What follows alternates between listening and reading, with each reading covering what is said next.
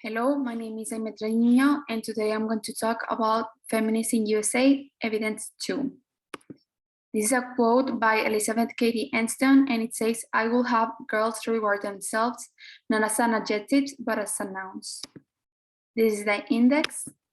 Women's rights are human rights. These include right to live free from violence and discrimination. Historic waves of the movement. In the first wave, poverty and suffrage in the 19th and 20th century movement with the purpose of gaining women the right to vote and legal liberties. In the second wave, equality focused on equal pay and opportunity for women in career options in the 20th century, and it starts in the USA, then in Europe, and after that in Asia. Reproductive rights. The third wave, piety, objective of inclusivism, women's marches, and start social environment.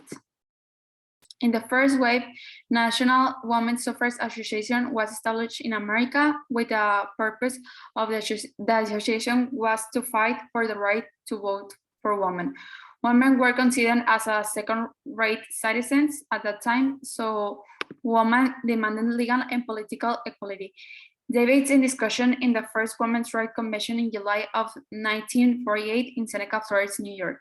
Since in 1848, started the fight for women's vote, and until 1919, the United States started ratification where women have the right to vote. And after that, other states start voting in USA. Main characters.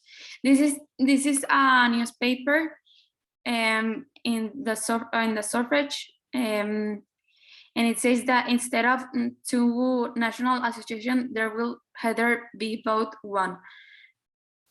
Okay, and Martha, Lucretia, and Mary Jane and Elizabeth Cady Enston were the main characters during the Convention of Seneca, Florida in 1948. On the first wave, where they gathered about 300 people, Elizabeth Cady Enston drew up the Declaration of Sentiments to proclaim that all men and women were created equal.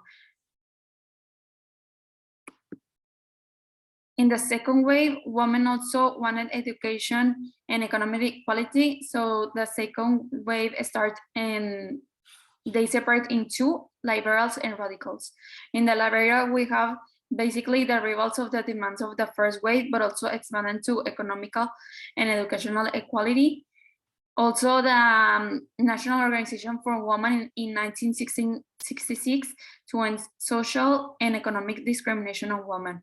Movement of Equal Rights Amendment in the United States. Radical made supremacy is eliminated in all social and economic aspects. This approach began from the protest against Miss America Beauty in 1968 in Australia. The main characters on the second wave, we have Betty Friedan of the liberal group, launched the book of Feminine Mystic, saying that women should have equal education and economic opportunities. Also, Betty Friedan established National Organization for Women in 1966. After this organization launched a Women Equal Rights Amendment. Also, Simon de Beauvoir wrote a book, Second Sex, in 1949, where he argued that the problem is rooted in culture like theories, concepts, news terms, etc. And also, I think that this is actually still that problem. In the third wave, the purpose was not just the idea of equality of gender, also feminist equality of race, class, caste, and ethnicity, universal category of women, respecting every practices, traditions, ethnicity, and other aspects. We are all equal. In 2017, 7 million people marched peacefully all over the world, but mainly in the United States to advocate human rights, freedom, and equality for all. It can be analyzed the pink hats, over 1 million people, this to create a lasting visual statement across the march. And thanks to social networks, some countries have realized the unfair treat for women in news, videos, photos, social media, and also in their own country. But it is easily to make this unfair known. So people peacefully march with the purpose of equity.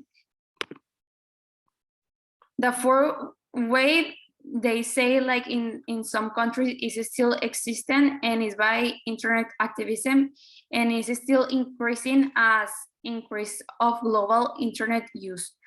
And this is like the third wave. This include inclusivism and is by all the protests are starting social media. These are the results of these movements, because having women and men as equal rights can create a better place with positive working relationship, more productivity, increase of performance, more ideas, and inclusivism. Conclusion: we all deserve the same rights, and thanks to all the ways we can be analyzed that every time we have a greater equity, but unfortunately we cannot say the same for all the countries. All the movements, protests, and characters have left their mark, and nowadays it could be said that we are privileged thanks to them. As a society, what we can do at least is to practice inclusivism with equity to everyone, creating a good diversity. And these are the references. Thank you.